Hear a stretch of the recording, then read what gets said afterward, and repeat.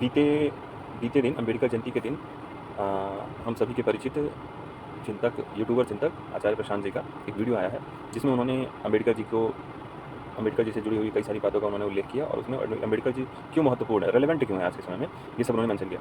अब उसमें क्या हुआ कि कुछ बातें किसी को बुरी लग गई, उसने दे दिया आचार्य प्रशांत जी को थ्रेट। थ्रेट में उसने धमकी में उसने बहुत कुछ बुरा भला बोला।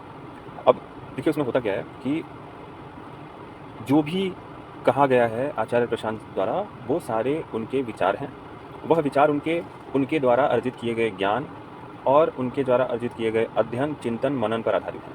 तो उन्होंने जो कुछ भी बोला है उसमें कुछ तो ज्ञान जो उपलब्ध है, जानकारियाँ और कुछ उनकी समझ, इसका कंक्लूज़न हुआ है जो उन्होंने बोला है।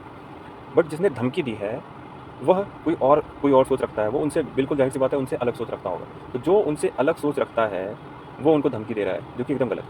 अगर अगर हम ऐसा कहें कि धमकी देने वाला कोई सनातनी या हिंदू हो, तो मेरे हिसाब से वह व्यक्ति अच्छे से हिंदू धर्म भी फ़ॉलो नहीं कर पा रहा है। और अगर वह हिंदू नहीं है, तो कोई विवाद नहीं होना चाहिए किसको लेके।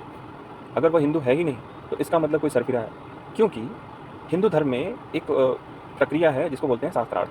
मतलब कि यहाँ पे तो बड़े-बड़े लोग, यहाँ तक कि शंकराचार्य से सहमत ना होना यहाँ पे स्वीकार है। और शंकराचार्य जो है खुद, जब मंडन मिश्र जैसे बुद्धिमान व्यक्ति ब्राह्मण, जब वो असहमत थे शंकराचार्य से, तो शंकराचार्य खुद गए थे मंडन मिश्र के घर और उनसे उन्होंने शास्त्रार्थ किया था। मतलब शास्त्रार्थ में क्या होता है ना कि आप क्या सोचते हो, हम क्या सोचते हैं, हम दोनों अपनी बात रखेंगे और ये जो हमारे दोनों जो बात में जो भिन्नता है ना, वो जो अंतर है, ऐसा क्यों है? तो निकलता है कुछ कंक्लूज़न। इसको बोलते हैं कंस्ट्रक्टिव डिबेट, जो कि सिर्फ़ और सिर्फ़ हिंदू धर्म में है। बाकी अन्य धर्मों में ऐसा नहीं पाया जाता है। वहाँ पे तो ब्लास्फेमी जैसी, ईश निंदा जैसी बातें आती हैं। तो अगर अगर मैं मेरा ये मानना है कि अगर आप सनातनी हो, तो आप सनातन के बहुत सारे ऐसे पक्ष हैं जिनको आप अच्छे से अध्ययन करो, पहले समझो। जैसे शास्त्रार्थ की व्यवस्था है हमारे में, अगर कोई असहमत है तो आप अपनी बात रखो। कोशिश करो कि आप जो सोचते हो, या तो मेबी वो गलत भी हो सकता है कई बार, और अगर सही है तो जो उसके पीछे तर्क है उसको रखो। अब कहाँ रखोगे?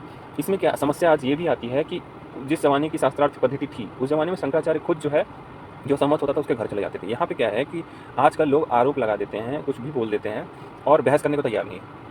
विवाद-विवाद जो शास्त्रार्थ होता है वो करने को तैयार नहीं है। तो बेटर है कि आप जो है, जहाँ आप रह रहे हो, जिनके साथ उठना-बैठना है, वहाँ पे इस बात को रख सकते हो और अपने विचार को और पुख्ता कर सकते हो।